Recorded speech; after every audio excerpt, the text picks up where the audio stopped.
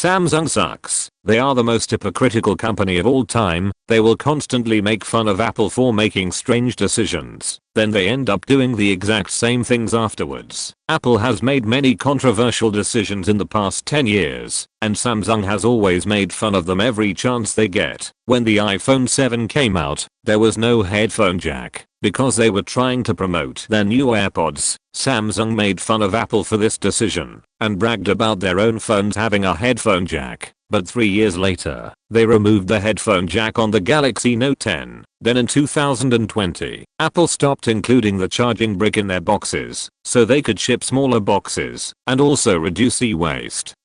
But the iPhone 11 Pro and 11 Pro Max were the only phones to have the much faster USB-C charging brick along with the Lightning to USB-C cable. So if you upgraded from an iPhone XS or older to an iPhone 12 or newer, then you wouldn't have the correct charging brick. You would have to buy a whole separate brick which costs $20. Apple is known for creating problems and then selling solutions. Samsung once again made fun of Apple for this decision, but literally 3 months later, they also removed the charging brick from the box. For the exact same reasons why Apple did it. It wouldn't be such a big deal if they simply admitted they were wrong, but they would rather pretend it never happened, which really shows Samsung's true colors. Whenever it's beneficial to make fun of Apple, they do it, but whenever it's beneficial to side with Apple, they will also do it. They always advertise themselves as the better alternative, the company that cares about the users, but the only thing that they along with literally all the major tech companies care about is having the most users. The reason why they were able to attract more users for so long is because they always had a wider variety of phones from cheap to expensive, and they have always been ahead of Apple when it comes to technological advancements. Their phones have typically been more powerful than iPhones, but the reason why iPhones have become more popular is because they are easier to use and are typically less bloated than Samsung phones, and also because kids in school who know nothing about technology would bully other kids for having an Android phone. I was always an iPhone user to begin with, but I never bullied anyone for having an Android. I actually thought some of the Android phones were kinda cool, but my intention with this video is to criticize Samsung as a company. I don't care if you have a Samsung phone. Last week, they released the S26 lineup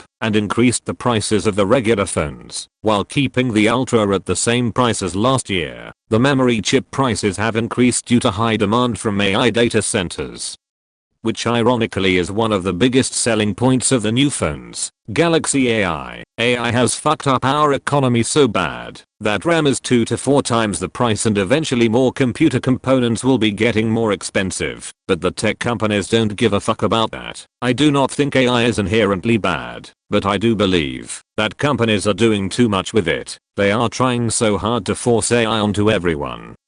I remember those Super Bowl commercials that were just a bunch of AI ads, the worst one being the Ring commercial that was literally promoting mass surveillance. It was intended to look for lost pets by connecting to all Ring cameras in the neighborhood. Not the first time a company has violated the privacy of their users, and unfortunately it won't be the last. But let's talk more about the phones. Upgrades are very minimal compared to last year, but honestly that doesn't come off as shocking information, because I don't upgrade yearly. I'm planning on buying an iPhone 17 Pro and my current phone is an iPhone 13 Pro. The S26 Ultra has like one cool feature and that's it. Everything else is just AI this and AI that. I do think the color options are pretty interesting. At least they have a black color unlike Apple with the iPhone 17 Pro. Not releasing a black iPhone 17 Pro was the dumbest decision Apple has ever made in that keynote.